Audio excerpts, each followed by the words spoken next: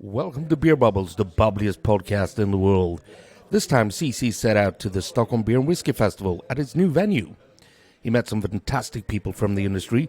Sit tight while we get to listen to Mike from Heavy Riff Brewing Company, Steve and Lottie from Brewers Association, Chris from Virginia Beer Company, Per from Smeds på Slott, Ander from Malmö Brewing, and Robin from Gamla Enskede Bryggeri. Enjoy!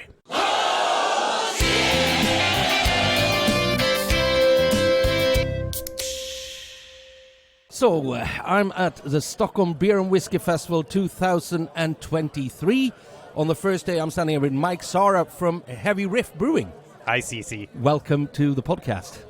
Thank you. Happy to be here. So, who are you and what is Heavy Riff? So, Heavy Riff is a brewery. We just turned 10 years old. We're located in St. Louis, Missouri, which is right in the middle of the United States, for those not familiar with America. The city with the arch. Yeah, that's right. Yeah, we have the Arch, and we have Budweiser, and a lot of good beer, too. Perennial?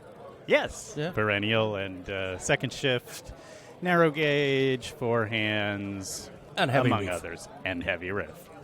So how long have you been around for, you said? 10 years. 10 years. Mm?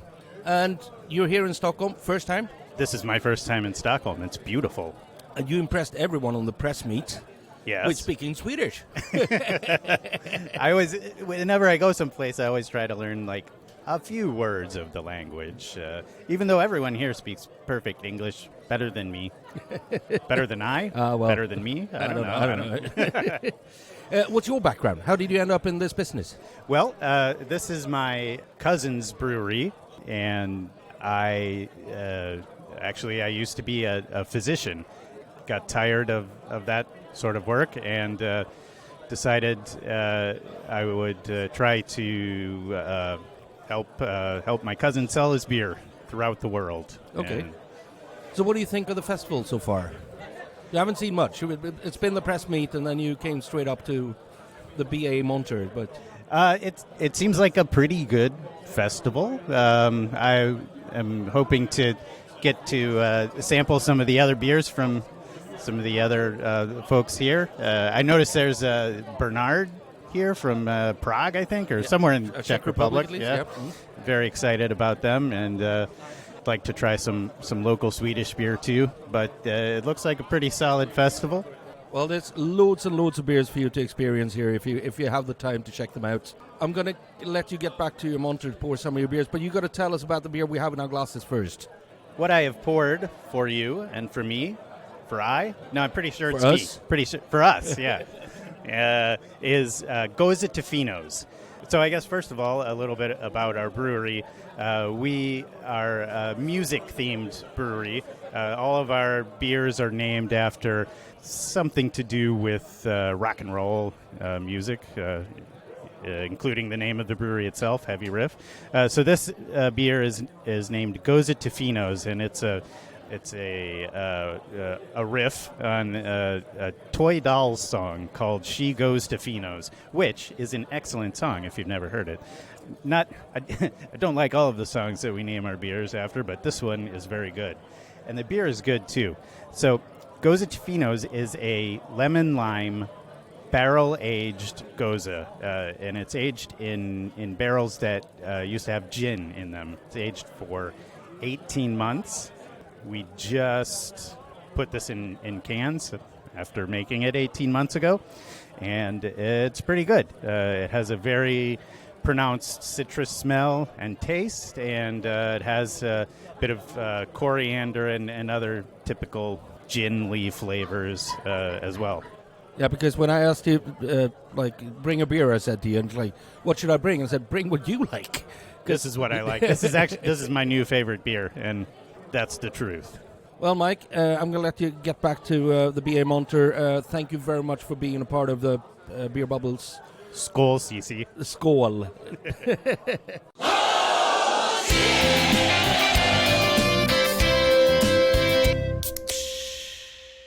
Welcome back to Beer Bubbles, the bubbliest podcast in the world. I'm sitting here with Steve from Brewers Association. That's right, Steve Parr. Welcome back to Stockholm. Thank you. It's fantastic to be back here. It's been, I think, since 2018, since I was last out here.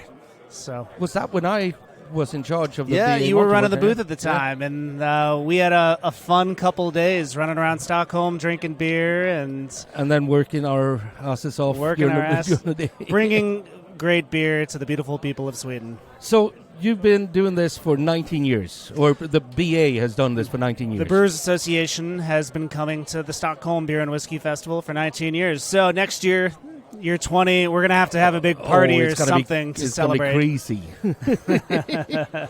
So what do you think of, because this is a totally new venue, a new take on what the Beer and Whiskey Festival in Stockholm is? Yeah, it's definitely a different vibe than it was before, and I like it. Being on the water certainly gives it kind of this fresh vibe, but also I feel like the event is a little bit more personal. And so, we're only a couple hours into it. We'll see how the next 48 hours go. I'm sure I'll be ready to get out of here by the time it's over, but we're loving it right now. It's great to see our friends from all the breweries here in Sweden, but also just I think everyone's having a good time, and the lighting is great. It's a nice venue, and I love that it's right here in town. It was easy to access. And the press meet was actually outside today, just on the waterfront. Yeah, that's right, during the little press conference. I wish we could have set up our booth out there, but I actually asked, and they said, well, no, the Swedish Navy owns that, and we can't do the festival outside. So who knows? Maybe we'll give them some beer and convince them to change their minds. So how many brewers are here represented by the BA today? We are currently pouring 50 different beers, 50, from 16 breweries across the United States, from the West Coast to the East Coast, North and South, spanning the gambit of styles as well. So if you're looking for something light and crisp, easy drinking, we've got that. If you're looking for really big and experimental, aged in whiskey barrels or even gin barrels with lactose added, we have that too. Fruited, hoppy, bitter. There's a little bit of something for everybody, and that's the beauty of craft beer. And it's also both old and new stuff. Oh, yeah. So I don't know if they're here, but they're represented with Sierra Nevada. Yep. Some of the classics that you'll find, like Pale Ale, but also their new Atomic Torpedo is available here. And then new breweries as well. Like breweries that have never been in Sweden before today are being sampled. And so I think that's one of my favorite parts of this job is, not only bring people their old favorites, but also showing them some of the new innovations and qualities that's coming out of the U.S. And I heard you told us at the press conference, that Sweden is actually the third biggest market for American craft brews. Number 3 export market for U.S. brewers. After Canada and Canada's UK. number 1, our friendly neighbors to the north, and then the United Kingdom. There was a time where Sweden jumped ahead, and you guys keep battling back and forth. And so I like to think we can get a race going. Who's going to buy more next year? It's going to be us. It's the challenge to the us. Swedish beer drinkers. No, it's a great market for us. Since the beginning of our export marketing program and working with Systembolaget, they've always been interested in hearing about what's happening in the U.S. As they see those trends kind of replicated in Europe and in Sweden. And we've been able to bring some really interesting beers into what's, I think, a really interesting Swedish beer market. And so, we lots of IPAs are coming out, but we're also seeing interest in some of the other styles that U.S. brewers are producing, whether it be dark, malty, barrel-aged, or even sour. I must say that in Sweden, the last 2 years, classic beer styles have had a real upswing. Is it the same in the U.S. with like Pilsners and Schwarzbier and? Yeah, absolutely. It's almost like craft beer in the United States. It was, how different and crazy can you make it? How many hops can you add? What can you age it in? And we're still seeing that experimentation happen, and some really interesting high-quality beers come out of that experimental side. But there is this return to kind of some of the classics, where also I think just balance, drinkability, where the sour beers are not as, hit you in the back of the mouth, like you have to clench your face sour. It's approachable. You can take a sip and then you're ready for another sip. And so they're adding some fruit to those sour beers, but it's not a fruit beer, it's not a sour beer, it's just a really complex, really well harmonized, easy drinking beer. But then, like you said, lagers, Pilsners, the revival of light, crisp, easy drinking beers, but using high quality ingredients that are prominent. And so, not your classic Pilsner, I love that style, but we're also seeing these dry hopped Pilsners that feature a little bit more hop character that I find super refreshing.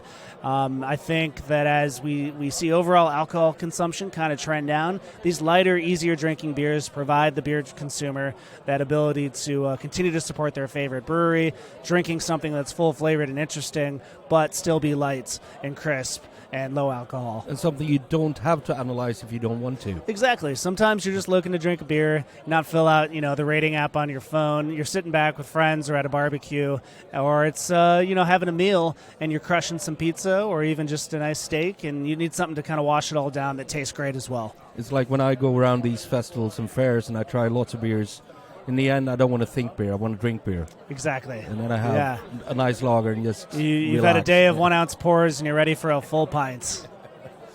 Steve, thank you very much for being in the podcast with us, and have a great festival. Take care of yourself. I'll see you around. My pleasure. Let's keep it going. Cheers, guys.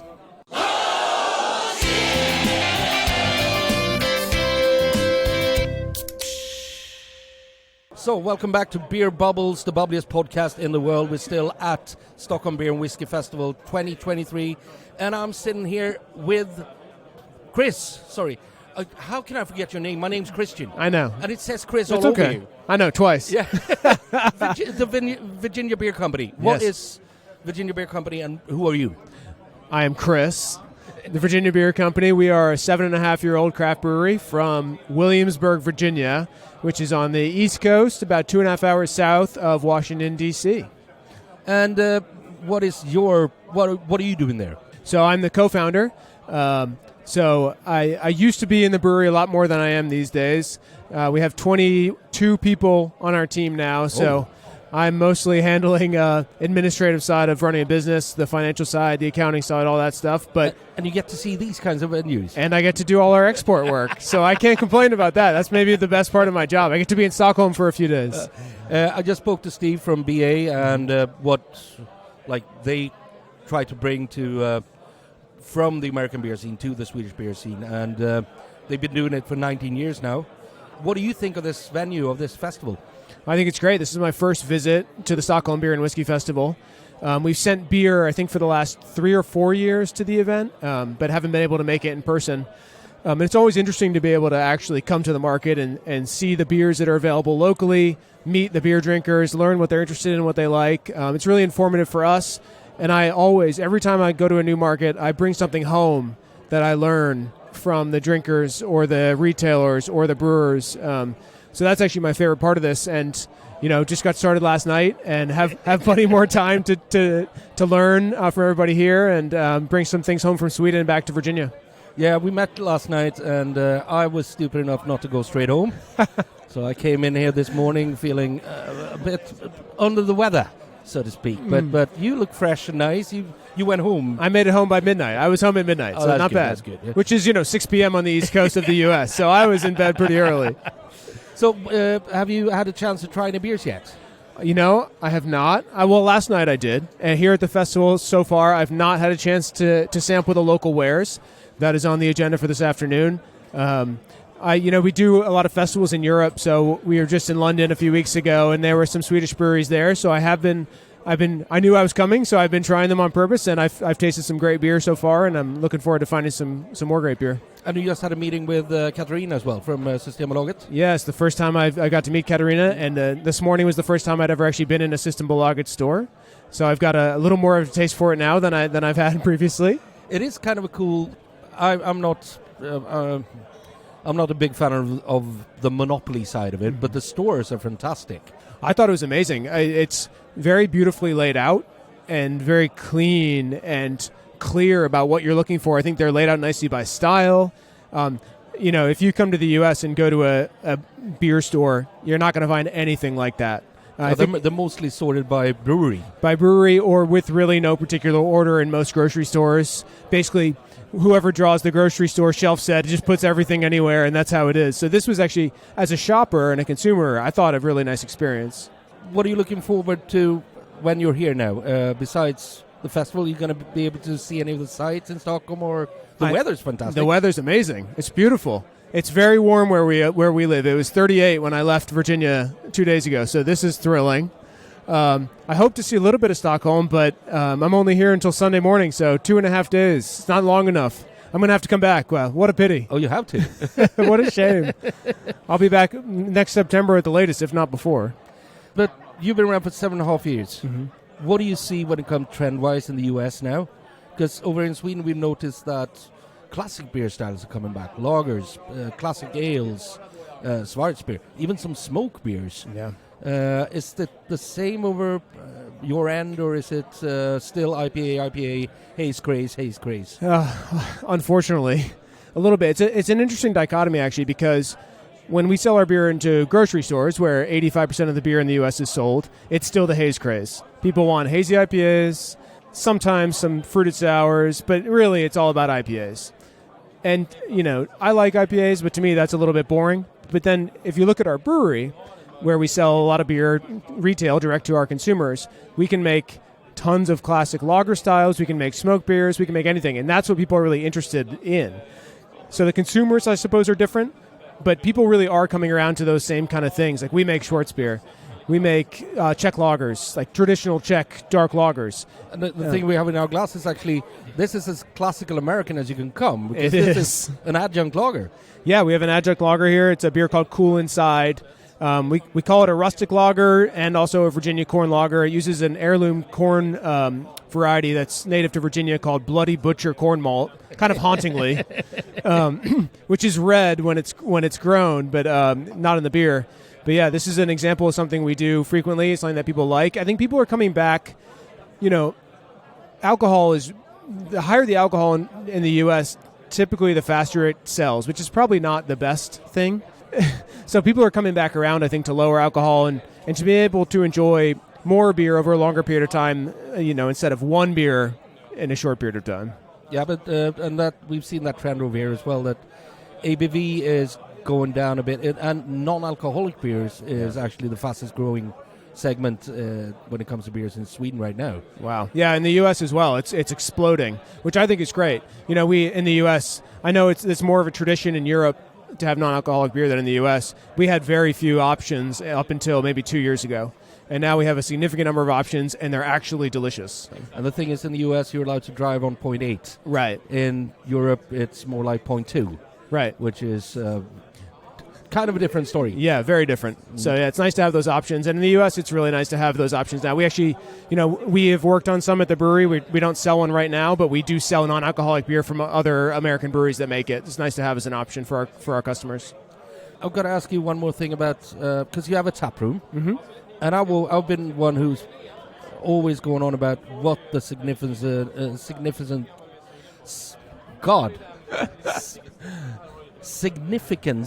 of a tap room is for a brewery, the impact it actually does to your close community. Mm-hmm. Lots of brewers haven't seen that yet, but you guys, you have a tap room. Do you see that this actually ripples out and sells your product in other venues as well? Oh yeah, our tap room is as important as anything else we do. We sell about 25% of our production out of our tap room. But what it does is it creates a community. It creates a chance for us to tell our story to consumers in a way that we can't do in any other setting. They come in and they experience what we want them to experience when they come visit us. So it creates people who want to buy our beer, interest in our beer. And beyond that, the reason we love this industry is it creates community. And, we always talked about our brewery as a force for good in our community. That's what we want it to be. That's why we did it, beyond our love of beer. And our tap room gives us the opportunity and the chance to be that, and it's one of the best parts of our business. And also, you sell it straight from the brewery, no transport costs.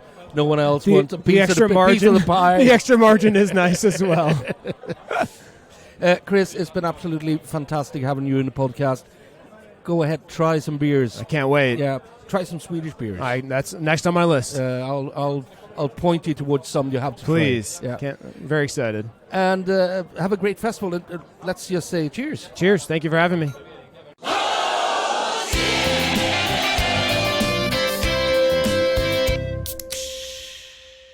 Should we open the beer? Yes, We let's should do open that, the beer. CC. Yeah. Let's open the beer. So, I'm sitting here. Welcome back to Beer Bubbles, the bubbliest podcast in the world. I'm sitting here with Lottie from Brewers Association. I haven't even been drinking today. I can't speak. From the Brewers Association in the U.S., but you are not from the U.S. I'm certainly not. Hello, everybody. Thank you very much indeed for having me on your show, CC. It's great to be here. My name, as CC said, was Lottie Peplow. I'm from the Brewers Association. I'm the American Craft Beer Ambassador for American beer in Europe, and I am based in the UK. I'm in London, UK, and work all around Europe, promoting and enhancing and driving sales of American craft beer. Yeah, hey, you got the entire bio straight off. We spoke to Steve a bit earlier, and you and him, you make kind of a team for the export part of what BA is. Tell everyone who doesn't know, what is Brewers Association? The Brewers Association is a trade association. It's a not-for-profit trade association representing the small and independent American craft breweries. So it helps them navigate the choppy waters of the legislative world in America in ways that they couldn't do themselves, and provides a load of resources and technical information and stats and research. And one of the things it does is provide an export development program, which is where Steve and I come in, and that is all about increasing distribution of American craft beer overseas to places like Sweden, where we are now. Yeah, and you've just had a meeting with Katarina from Systembolaget. Absolutely, yes. We're going to talk a bit about the beer you brew, because I told you bring a beer you like, and that was hard for you because you got 50 beers in that Very hard booth of choice. yours. Yeah, 16 breweries.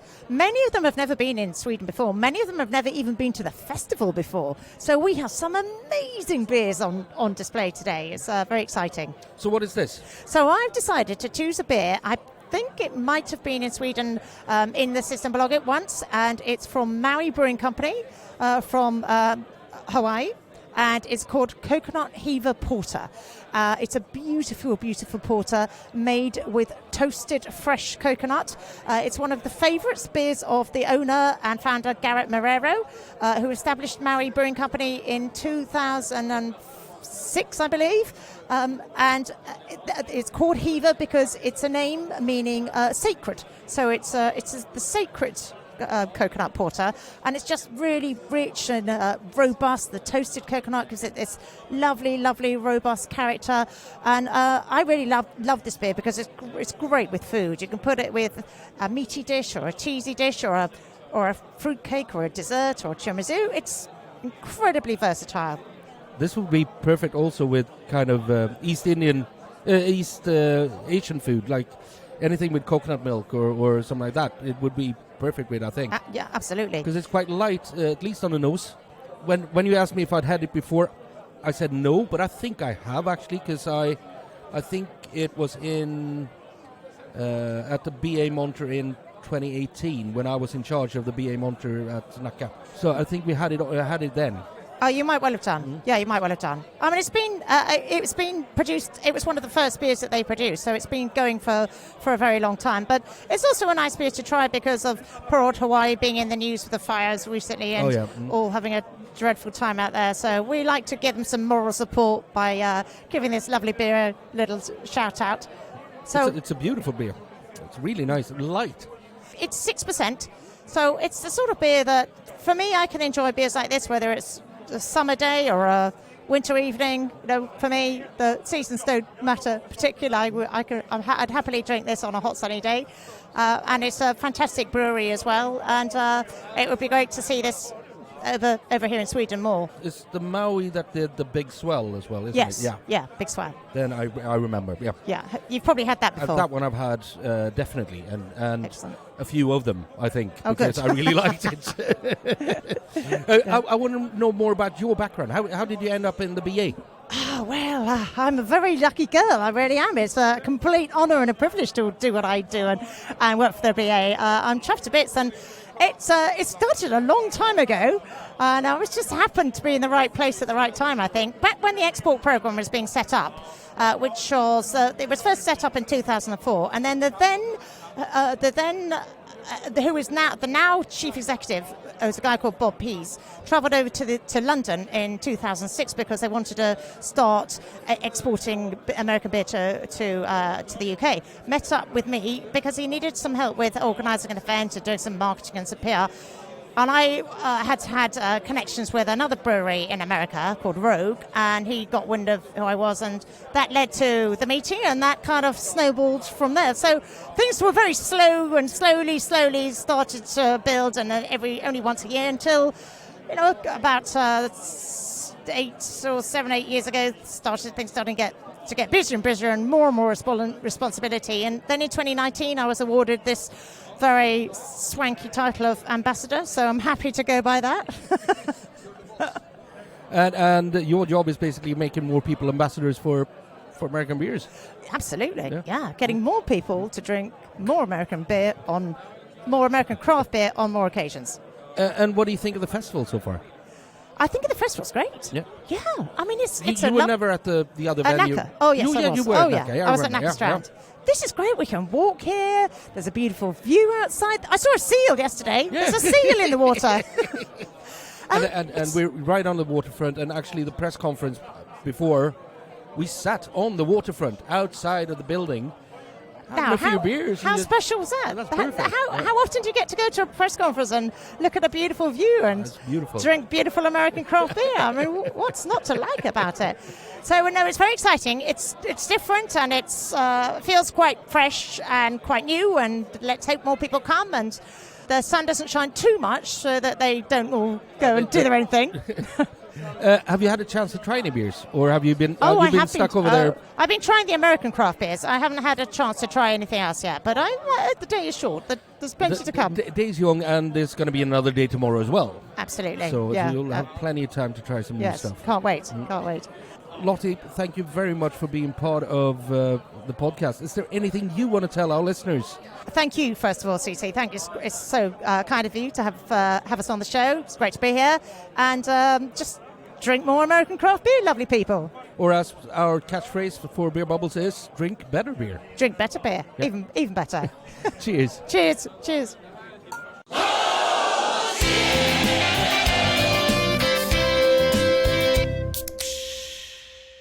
Ladies and gentlemen, welcome back to Beer Bubbles, the bubbliest podcast in the world. I'm sitting here with Per Windahl, Smeds på Slott, one of the craziest people in the beer business I've ever met. I'm going to pour myself some of your Salzstout. Yes. And you can tell everyone about yourself and who the hell are you? And your crazy beers are the talk of the town. Well, I am not really sure about that, but if you say so. We are probably the only brewery in the world that only makes beer for cellaring. So beer like wine, bière comme vin. And that means low hops, because we don't have much use for those, and it means alcohol from 10 up. Yeah, I don't think I've ever tried anything from you less than 12%. Could be. So almost 12 up. Everybody makes mistakes, my friend. Everybody makes mistakes. Who are you, and how did you end up doing this? I do this because my father once told me that Smeds på, it's a big house. And he said, everything here is nice. I bake, I roast coffee, I mature meat, but I had crappy beer. And my father said, you got crappy beer. And I said, we can't have that. So I started brewing, and then I brewed some boring beers. But then I thought, hey, I like wine. Hey, I like dusty bottles. It's romantic, right? So I brewed beer like wine. And then it all came together. And you're doing mainly, you're doing strong stuff. You do some Flemish Red, some Imperial Stouts. You do an Imperial Pilsner that's 13% or something like that. Absolutely. It's going to go up to 17. I'm working on it. Oh. How are you going to get there? I'm going to brew it, my friend. I'm going to brew it. Per is a member of the beer club at Akkurat. Absolutely. And a couple of months back, he came by and said, try this. And I got an Imperial Stout and said, yeah, it's an Imperial Stout. It's nice. It's quite strong. It's like, no malts. What did you think? How come you did a beer without malt? You cost the sugar. Well, is it basically a beer then? It is, because I got all the specialty malts in there, you see. Oh, yeah. People don't specify which kind of malts you need. So this true. is specialty malts, and it pours like Brent crude oil. It was fun. Thank you. Not my favorite of your beers, but fun. And if you wouldn't have told me, I would have said, "Oh, it's a good Imperial Stout." Okay, good. Good enough for me. You're gonna have a tasting at All the Twists end of this month. No, at Akkurat. At Akkurat. Well, thank you. Tell me where I work. No, but Akkurat's a nice place. You should go there sometime. I've heard about it. I normally go there when I get paid. But you're going to have a tasting at Akkurat in the end of this month. It's sold out in 2 days. Wow, did it? I didn't know. Wonderful. So there's actually 2 tickets left there for you, and if you don't want them, I want them back to sell them. I'm going to use them because we're going to have one of my Chinese friends, and then my social media manager is going to come, and she's a wonderful person. You're going to like her. Absolutely fantastic. As you can tell, one of the few people in the world that can out-talk me is Per. I remember the first time we had a tasting at Akkurat. We didn't really have a tasting, but you were really miffed that I was driving and Anders had to leave after a while. So we didn't taste that many beers. We did our best. But I didn't get to speak at all. No, but you see, I had things to say. I don't now. Now I have got almost nothing to say. That's a lie. Tell me a bit about your beers. We're drinking the Salt Stout. Yep. Which is fun because salt licorice is kind of a staple in Sweden. Yep. And this goes towards that, but also a bit chocolatey, licoricey, salty. Well, you see, you should start in the stout, right? The stout has licorice, the stout has coffee, the stout has chocolate, the stout has all these things. So what you're doing is basically, you should think these things plus salt, plus salt, plus salt, plus salt. I mean, chocolate and salt, you can buy chocolate bars with salt, that's nice. Licorice, obviously. Coffee and salt, why not? I mean, hey, I've had you get a coffee brewed with brackish water out in the archipelago somewhere. It will taste like that. So basically, I looked at the German beers, Gose, and I thought, they're salty. It's fun. What could be good with salt? Well, obviously stout, because it has these things that are already in some way connected to salt. But then I thought, we can't have too little salt. So I showed this to the people in Berlin at the Vagabund, and they were quiet for a minute, and I thought, God, they hate it. They didn't, but they said, we tried with a fourth of the amount of salt that you've got here, and our customers poured it out. And I said, you didn't have enough salt. And I think that's the problem with beers. They don't go all the way. You do some fantastic beers, and you're a fantastic person. I Thank love you. you to bits. I love you too, my friend. Gose, Yes? the original beer style with salt. Yes? The story I've heard is that the Hansa had the embargo on sweet water, so they started using water from the Baltic Sea. Is that true? Have you heard? That sounds completely rubbish, to be honest. Okay, yeah. It originates from Goslar. It's in the country, right? Yeah. It's not even by the sea. No. So you would transport with salty water it makes no sense. I think it's some places have brackish water in the ground. If you go to Krakow, for example, the salt mines, lots of that part of Europe have salt in the ground. I just think the water comes out brackish, and they used it and it worked. That's my theory. Keep it simple, brother. Yeah. Keep it simple. Keep it simple, keep it local. Exactly. You're also brewing in the Baltic countries. Yes, I am. I love the Baltics. It's still a little bit of the Wild West, but things still work. What's your next project over there? Okay. Labietis, fantastic brewery in Riga. We're brewing in October. They are preparing for the Third World War. So they want to use... I'm just telling you like it is, okay? Yeah. So they're preparing for the Third World War, so they use a lot of stuff around them. So they had a blonde where they used meadowsweet and yarrow root. And it was a nice beer. And then they came to me and they said, we would like you to smedspofy it. So it's actually a verb. It's a verb to smedspofy. And that meant stronger, and that meant sweeter. So I did this. I've got if you haven't tried it, I've got a schluck for you over there. And it comes out like so. So next step is beer like Chartreuse. Oh, Yeah. No, you'll see what I mean. Yeah. So it's beer. It's herby and It's and herby. You get some minty notes and stuff. And I just feel like the next one I make up to 16%, up the herbs, keep the sweetness as it is, and just see where we end up. so more of everything except the sweetness. Yeah, exactly. And then just see how Let's profile it. how close to Chartreuse can we get? This is fun. I love this about you because you push boundaries all the time, and it's like there's nothing that's too crazy for you. But I get bored really easily. You don't bore me, and that's why I love you. You know that. Per, I'm going to let you get back to the booth. Thank you, and thanks for having me. This has been fantastic, and I say what I always say. Guys out there, drink better beer. Yes, please do. And stronger beer. Thank you, Per. Thank you. And cheers. And cheers, my friend.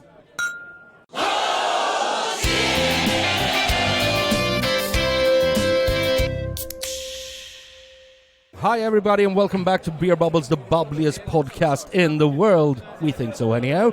I'm sitting here with Anders from Malmö Brewing Company. You're here with both the brewing company and the meadery today. Yes, Malmö Brewing and Malmö Meadery, and my other brands with Ability Brewing and Ability Drinks, yes. So, what do you think? This is a totally new concept of Stockholm beer and whiskey. What do you think so far, yeah? So far, yeah, I love it. Only one weekend is nice for us. It's a lot of driving, and yeah, it's better and no Thursday. No Thursday, it's only Friday, Saturday. Yeah, and I like that as well. And right now it's a lot of people, and we're only early on Friday. So we talked earlier today about like how many people are going to come in, and if the predictions are right, this is going to be heaving. It's going to be crazy. It's going to be crazy. It's a mayhem. Yeah. But in a good way. Yeah. Yeah. Yes. Anders, for those who don't know you, who are you and how the hell did you end up in this business? Oh my God. I was 1983 and I brewed my first beer. Together with my brother. He was 15, I was 12. So. Okay, yeah. But it tastes awful. But yeah, just been dreaming of having my own brewery whole life. And I actually went to a Stockholm Beer Festival in 1992 the first time. And I think I also had my own stand here in 95 maybe, something like that, with Andy Beerson Beer. I used to be like a pop artist, loving beer. Had my own beer back then, brand anyway. And yeah, started my brewery, I bought my building and started my brewery 2002, but yeah. I remember in 2019 I was in Tampa, but I flew into Miami, went to Wakefield, as you do, went to the bathroom, and I saw your hashtag, Beer Nice. Beer Nice, was, yes. was on the wall in the bathroom at Of Wakefield. course. I was like, Anders has been here. Yeah. Maybe he's here right now. Yeah. But that's part of the best, one of the best parts of this business is all the crazy people in it, isn't it? Yeah, of course, it's a lifestyle, and if you don't have nice people around you in your lifestyle, it's not very nice anymore. Yeah, no, true. So and I have two words for it. It's beer nice. So yeah. It's awesome. So if you see that hashtag anywhere, you know where it's coming from. It's Malmö Brewing. It's me and Malmö Brewing. Yeah. But it started as Malmö Brygghus in an old chocolate factory. What's it? From the beginning, it's an old brewery. So it's was built 1898 as Richter's Brewery, and it became a chocolate factory around 1945. Yeah, chocolate factory, brewery, and now we used to have Malmö Chocolate Factory as well. So and brewery now. So yeah, it's a nice building. It's beautiful. You also run the best beer bar in Malmö. If I do? Yeah. Well, according to me, you do. Oh, okay, yeah. Taproom is fantastic. Oh, thank you. Yeah. 2 stories, lots of room, lots of people, lots of fun.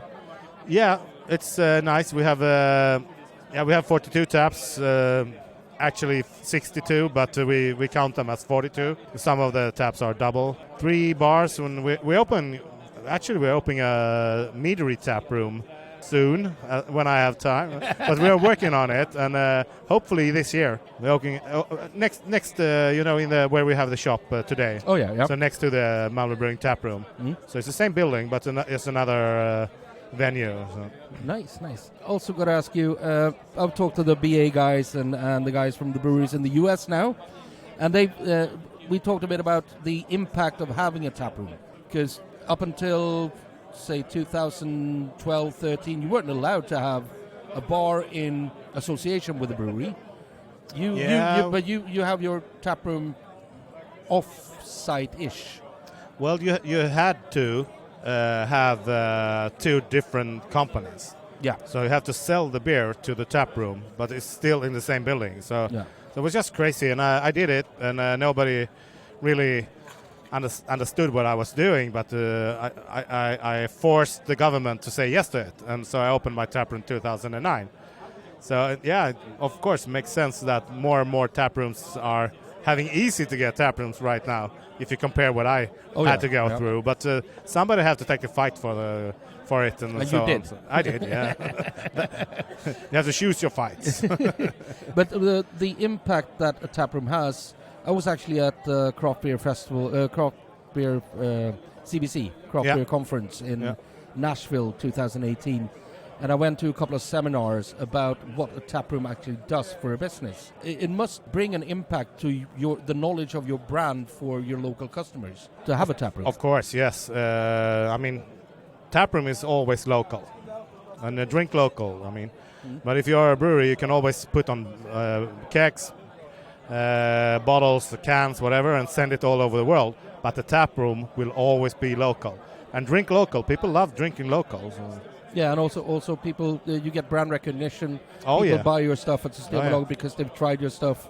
Yeah. And you can also do crazy one-offs. Oh, yeah. And sell it only at the tap room. Oh, we only do one-offs. Yeah. Well, almost only. Well, you've done some of the most iconic beers in Sweden. The canned soup, the wheat IPA was... The canned wheat. Canned wheat? Canned wheat, yes. That was fantastic with the Campbell's. Yeah, Campbell's. You didn't get sued over that one. Was crazy. No. I mean, it was a mix between Andy Warhol and Campbell's. So they couldn't really do it. And you know my history with Andy Beerson. Oh, yeah. The only thing I did was to take a fight with Warner Bros. And Charlie Chaplin's daughter. And they tried to sue me, all of them. But, You came out...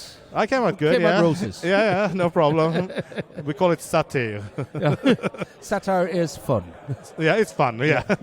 I'm not going to keep you for much longer, but it's been, as always, fantastically nice to see you. Same. You must send your best to your lovely wife.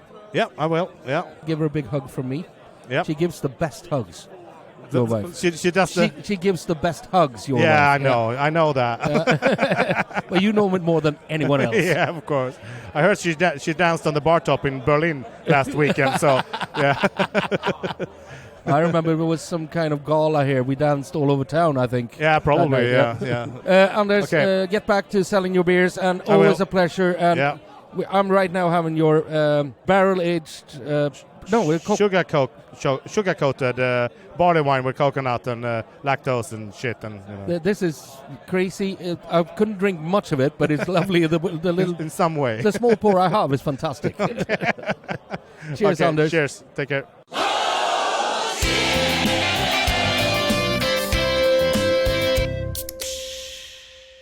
Ladies and gentlemen, welcome back to Beer Bubbles, the bubbliest podcast in the world. We're recording from Stockholm Beer and Whisky Festival 2023. I'm sitting here with one of the first victims in my previous podcast, Ölpodden. You were there quite a lot. Robin, Jonander from Gamla Enskede Bryggeri. Gamla Enskede Bryggeri, yes. Back then, you only did really low ABV beers. Yeah, low alcohol 2.2s. That's how we started.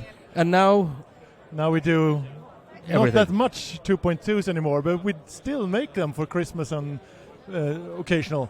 But we're doing most kind of beers, most balanced, all organic, Swedish-grown barley and hops, if we can get it. But we're not that much of donuts, cookies, or soft ice cream in our beers, so we try to make beer taste like beer. For those guys who don't know you, who are you and how did you end up doing this? How I did end up with this? Oh, well, it started like 12 years ago now, I guess. Home brewer, tried to do stuff that I couldn't buy on Systembolaget or in the other stores. So like 12 years ago, I was experimenting with low alcohol beers, and I found out that 2.2 beer that would taste quite good. And I have no intention to start a brewery. I was studying to be a teacher. And one thing led to another, and I wound up in a market in Gamla Enskede with my low alcohol beers. And people like the beer, and then start asking, where can we buy it? And the rest is, as we say, stories. And then I had to find a brewery, so I renovated my garage with 16 square meters and started brewing beer in the garage. Kicked out of the kitchen into the garage. Yeah, from the kitchen to the garage. And 5 years ago, we moved from the garage to a proper place. So now we have a tap room, live stage, and a proper brewery. Whereabouts is that? It's in Slakthusområdet near Globen in Stockholm.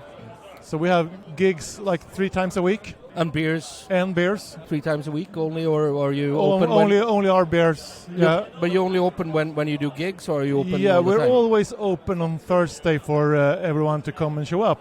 And one Friday a month we have Friday beer. And then the weekends we have gigs, and most of the gigs there are tickets, and sometimes there are no tickets at all. So you have to check out on Facebook or the webpage and see if you need tickets for that night. But Thursday evenings there are no tickets. Just show up, and you get beer and music if you Perfect. prefer. Because you're from the music industry. Yes, I've been playing guitar and singing since forever. And you played with your band up at Oliver Twist a few times. Yeah, with my old country band. Yeah, we don't play country anymore. And you're actually working with another musician downstairs right now. Yeah. The one of the founders of Opeth. Yeah, Dacke. Dacke, who's got a new band called Blood of Jupiter. Yeah, Blood of Jupiter. And they made a beer with you. We have made 3 beers together. Yeah. But right now on the festival we have Just Let Porter Burn 2023. So that last year we had a Just Let Porter Burn. We made that beer for their album release, but we decided to do it this year, but make it stronger and make it like an annual release. So now in November we will release it on Systembolaget on big bottles. So now it's 6.6% instead, and it's a smoked porter, quite low bitterness, slightly tar taste to it. The last one we had hand pumped at Akkurat. Yeah, it was more like a session beer then, but now it's more a big beer. So what do you think of the festival? What do you think of this? Because it's a totally new concept for the Beer and Whiskey Festival. Yeah, I had to say I was a little bit skeptic from the beginning, but now I realize this is far more better than I thought. I like the venue. It's a little bit smaller, but people who arrive are quite positive to the new venue. And it's closer to town as well? It's closer to town. Most of the regulars from previous years, they are here. Yeah. So, yeah, I think it's good. It is. It's more like a concentrated beer and whiskey festival. Yeah, it's only one weekend, so it's not 2 weekends. It's not Thursdays as it was before. It's only Friday, Saturday. I think it's really cool, and I really like the venue as well. Even though I can see this being a bit crowded when there's more people coming in. Yeah, we got this, when you go up to the upstairs, like it's a really long... This walkway. I've been queuing that walkway earlier in my life. You know there's an elevator there's an elevator just next to it. Okay, all right. So when it gets crowded, just take the elevator instead. I'll try that. No one thinks of that. Except me and my old legs. Is it still like an exit to the boats? Oh, yeah. You can drop off the key anytime you want. Why don't you just say exit over there? Out with the old, in with the new. Yeah, great. So you don't have to go back, and then you go to pay another entrance when you come down. But Dacke down there is also exhibiting his new gin and his new tonic. Yeah. I've got to go down and try it in a minute. But we have created the tonic recipe for him. So he had his gin made with Tevsköld before, and he asked me, well, you have made a beer for me. Can you make a tonic? And my brewer has worked part-time in a tonic brewery too, so we made a recipe, but I couldn't do it at our brewery because we didn't have the capacity, so we made it at Infused Liquid. It is 200 meters from our brewery. Okay. That's perfect. Good with good neighbors. So that's it's a really interesting tonic because it's with Thai basil and lemongrass, and it suits really well with a gin has quite an amount of chilies in it, so it's really good. They pair good. Robin, I'm not going to keep you because I know that you're not actually working tonight. No, I'm not. You're letting the girls work on Friday night. Yeah. So you can go home and have tacos. Yeah, Taco Friday. And I'm back tomorrow. You're back tomorrow. You'll be here all day. Absolute pleasure always talking to you, and good luck with everything. Thank you. Thank you too. I hope I see you in the brewery soon, in the bar. Well, it's for not a couple that far of drinks. away, so maybe, yeah. Yeah, why not? You play music too. You can come in. Oh, God. That was ages ago. Yeah. Well, thank you very much, Robin. Take care of yourself. Have a great night, and I'll see you around.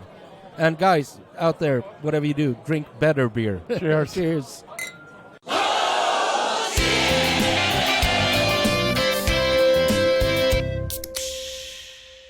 Well, that's it for this episode of Beer Bubbles Podcast. Don't forget to check out our social media and web shop. If you enjoyed the show, please help us continue doing this by supporting our Patreon. You'll find all links at linktr.ee/beerbubbles. Thanks, and drink better beer.